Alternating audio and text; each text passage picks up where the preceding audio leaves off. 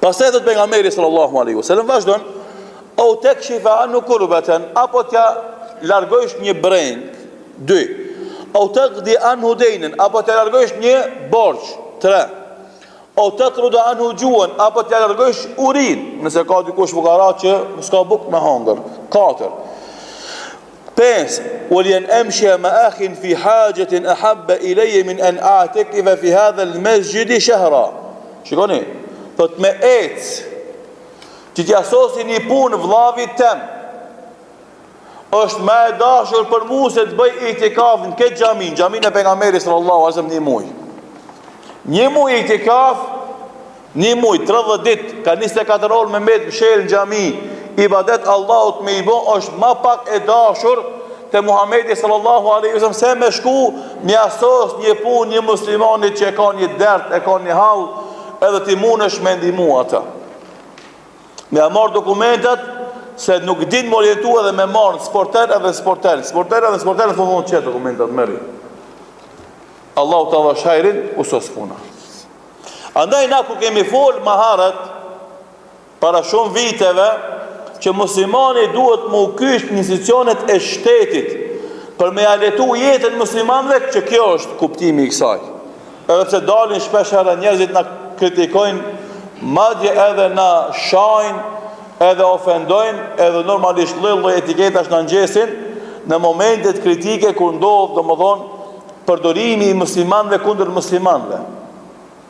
Mirë po, koncepti jonë është kjo, që na të integrojmë musliman në institucionet për të aletuar jetën muslimanëve, për të qenë të drejtë dhe të mëshirshëm ndaj muslimanëve, pse ata pastaj korruptohen edhe kesh përdorin pozitën dhe pushtetin, është përgjegjësia e tyre para Allahut dhul xhelal.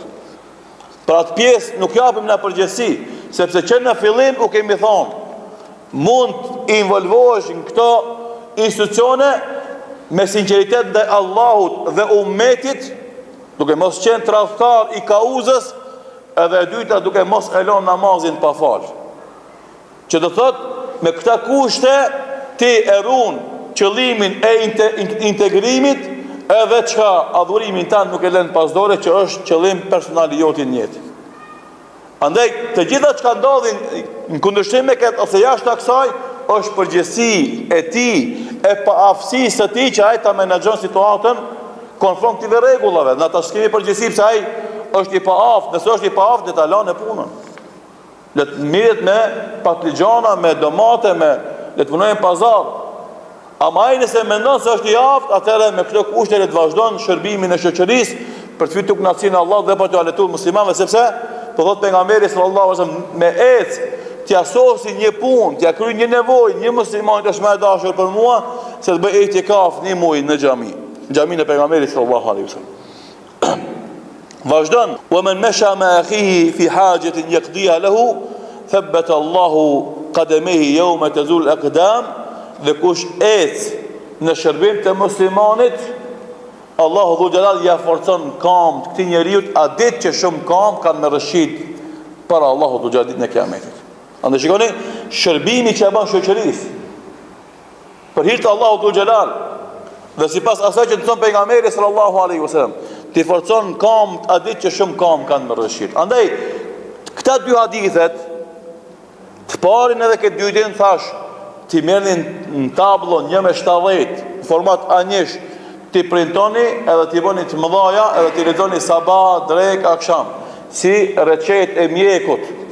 Ta mersh sabah, drek, në akşam dozën.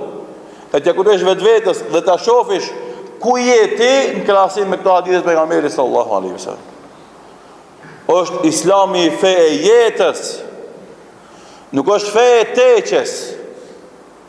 Mash një qosh xhamia edhe mbyllësh aty, mos ta shef hajrin askush. Është fe e jetës, fe e lëvizjes, fe e angazhimit, fe e kontributit. Mos të mendojsh se u bo boll, u bo mjaft. Shumë ke dhënë ke bon, kur gjans kemi bon. Shumë pak kemi bon. Shumë më pak sa që duhet kemi bon. Andaj hala duhet me punu.